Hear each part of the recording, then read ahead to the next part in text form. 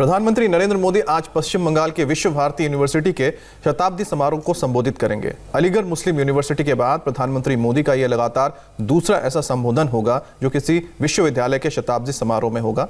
वैसे तो पीएम मोदी का यह संबोधन राजनीतिक नहीं होगा, लेकिन बंगाल में इन दिनों जिस तरह की सियासी माहौल है, उससे आज सभी सियासी पंडितों की नजर पीएम के इस संबोधन पर जरूर रहेगी।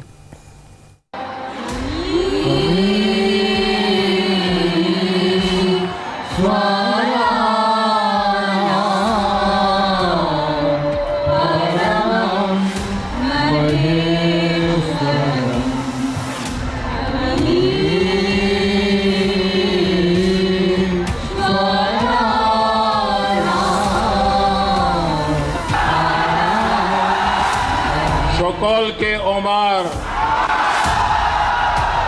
सोसरोद्यो प्रणाम। करीब 2.5 साल बाद प्रधानमंत्री नरेंद्र मोदी आज एक बार फिर पश्चिम बंगाल के ऐतिहासिक विश्व भारती यूनिवर्सिटी में होंगे।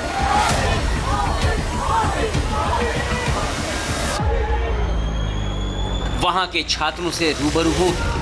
बस फर्क ये होगा कि मई 2018 में प्रधानमंत्री कवि गुरु रविंद्रनाथ ठाकुर की कर्मस्थली रहे इस यूनिवर्सिटी में फिजिकली मौजूद थे, लेकिन कोरोना संकट की वजह से आज वो यहाँ वर्चुअली मौजूद रहकर छात्रों, प्रोफेसरों और सबसे बढ़कर पश्चिम बंगाल के लोगों को संबोधित करेंगे। गुरुदेव ने अपने निधन से कुछ समय पहले गांधी जी को कहा था कि विश्व भारती वो जहाज है जिसमें उनके जीवन का सबसे बहुमूल्य खजाना रखा हुआ है। उन्होंने उम्मीद जताई थी कि भारत के लोग हम सभी इस बहुमूल्य खजाने को संजो कर रखे, तो इस खजाने को न सिर्फ संजोने बल्कि इसको और समृद्ध करने की बहुत बड़ी जिम्मेवारी हम सब पर है। विश्व भारती विश्वविद्यालय न्यू इंडिया के साथ साथ विश्व को नए रास्ते दिखाती रहे। प्रधानमंत्री मोदी आज पश्चिम बंगाल के बीरभूम जिले के शांति निकेतन स्थित विश्व भारती विश्वविद्यालय के शताब्दी समारोह में शामिल होंगे। समारोह में शामिल होने के लिए पश्चिम बंगाल के राज्यपाल जगदीप धनखड़ विश्वविद्यालय में मौजूद रहेंगे, जबकि केंद्रीय शिक्षा मंत्री रमेश पोखरियाल निशंक वीडियो कॉन्फ्रेंसिंग के जरिए शामिल होंगे।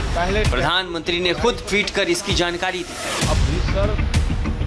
विश्व भारती यूनिवर्सिटी शांति निकेतन के शताब्दी समारोह में संबोधन को लेकर मैं उत्साहित हूँ। शिक्षण का ये अग्रणी संस्थान गुरुदेव रविंद्रनाथ टैगोर के साथ निकटता से जुड़ा रहा है।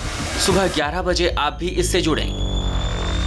विश्व भारती विश्वविद्यालय देश का एकमात्र ऐसा विश्वविद्यालय है जिसके चांसलर प्रधानमंत्री होते हैं। गुरुदेव रविंद्रनाथ ठाकुर ने 1921 में विश्व भारती विश्वविद्यालय की स्थापना की। अब जब पीएम मोदी रविंद्रनाथ की कर्मस्थली में रहेंगे तो कवि गुरु के बारे में जरूर कुछ कहेंगे। याद रखिए, जो गुरुदेव ने कहा था, जोदी तोर डाक सुने क्यों ना आशे तो बे एकला चालो रे। अगर आपके साथ चलने के लिए कोई तैयार नहीं है, तब भी अपने लक्ष्य की तरफ अकेले ही चलते रहो। लेकिन आज मैं यहां आपको ये कहने आया हूं कि अगर आप एक कदम चलेंगे तो सरकार 4 कदम चलने के लिए तैयार है। अब इसे संयोग कहें कि पश्चिम बंगाल में अगले साल विधानसभा चुनाव है और उससे 5 महीने पहले विश्व भारती यूनिवर्सिटी के शताब्दी समारोह में खुद प्रधानमंत्री मोदी शिरकत कर रहे हैं। साथ ही ये भी एक संयोग है कि एक दिन पहले ही प्रधानमंत्री मोदी अलीगढ़ मुस्लिम यूनिवर्सिटी के शताब्दी समारोह को संबोधित कर चुके हैं। साथियों, हमें यह समझना होगा कि सियासत सोसाइटी का एक अहम हिस्सा है, लेकिन सोसाइटी में सियासत के अलावा भी दूसरे मसले हैं। सियासत और सत्ता की सोच से बहुत बड़ा, बहुत व्यापक किसी भी देश का समाज होता है। पॉलिटिक्स के ऊपर भी समाज को आगे बढ़ाने के लिए बहुत स्पेस होती है। उस स्पेस को भी एक्सप्लोर करते रहना बहुत जरूरी है। ये काम हमारे एएमयू जैसे कैंपस कर सकते हैं, आप सभी कर सकते हैं। साथियों, न्यू इंडिया के विजन की जब हम बात करते हैं तो उसके मूल में भी यही है कि राष्ट्र के, समाज के विकास को राजनीतिक चश्मे से न देखा जाए। हां, जब हम इस बड़े उद्देश्य के लिए साथ आते हैं तो संभव है कि कुछ तत्व इससे परेशान हो। ऐसे तत्व दुनिया की हर सोसाइटी में मिल जाएंगे। ये कुछ ऐसे लोग होते हैं जिनके अपने स्वार्थ होते हैं। वो अपने स्वार्थ को सिद्ध करने के लिए हर हथकंडा अपनाएंगे, हर प्रकार की नेगेटिविटी फैलाएंगे। लेकिन जब हमारे मन और मस्तिष्क में नए भारत का निर्माण सर्वोच्च होगा तो ऐसे लोगों का स्पेस अपने आप में सिकुड़ता जाएगा। वैसे तो प्रधानमंत्री मोदी का आज विश्व भारती में संबोधन सियासी नहीं है, लेकिन यहां से निकले उनके एक एक शब्द का असर पूरे बंगाल पर दिखेगा। उनके संबोधन पर सबकी नजर होगी, क्योंकि बंगाल में गृह मंत्री अमित शाह के बंगाल दौरे के बाद वहां सियासी पारा चरम पर है। सीएम ममता बनर्जी हर रोज अमित शाह और बीजेपी पर पलटवार कर रही हैं। 28 तारीख को वो इसी वीरभूमि में आकर अमित शाह के सारे आरोपों का जवाब देने वाली है। আমি अमित जी के बोलबो, अमित जी आप तो होम मिनिस्टर है, आपको ये शोभा नहीं देती कि आप कोई गंदा बात, झूठा बात जो आपका पार्टी वर्कर तैयार कर दे वो आप क्रॉस चेक नहीं करके बोले, जिसको अंदाजा आपका नहीं है। आप पहले बोलने का पहले प्लीज क्रॉस चेक कीजिए। উনি বলেছেন আমরা নাকি ইন্ডাস্ট্রিতে 0, আমরা এমএসএমইতে নাম্বার 1। আমি শুধু দুটো বলে যাই আপনাদের কাছে।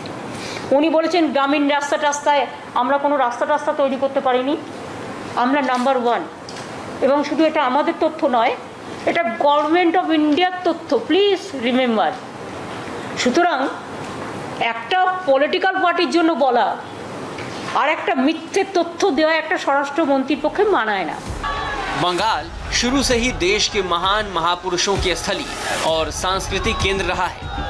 असेंबली इलेक्शन को देखते हुए बीजेपी इसी के जरिए अपनी पैठ बनाने में जुटी है। पिछले दिनों अमित शाह जब बंगाल दौरे पर थे तब उन्होंने भी ममता सरकार पर सियासी अटैक करने से पहले बंगाल की इसी भावना को टच करने की कोशिश की थी। उन्होंने स्वामी विवेकानंद को श्रद्धांजलि दी थी, विश्व भारती में कवि गुरु रविंद्रनाथ ठाकुर को श्रद्धांजलि दी थी और फिर खुदीराम बोस को भी याद किया था। मेरे लिए सौभाग्य और आनंद दोनों का विषय है कि मैं उस जगह पे आया हूं जो न केवल भारत, पूरी दुनिया भर के लिए चेतना जागरूक करने की जगह है। यही वो स्थान है जहां भारत की आकाश गंगा के सबसे तेजस्वी तारले स्वामी विवेकानंद ने जन्म लिया था। मैं आज भी मानता हूं कि स्वामी जी के विचार उस वक्त जितने प्रासंगिक थे आज भी उतने ही प्रासंगिक है। अब आज प्रधानमंत्री नरेंद्र मोदी उसी सांस्कृतिक बंगाल के सबसे बड़े सांस्कृतिक केंद्र में होंगे।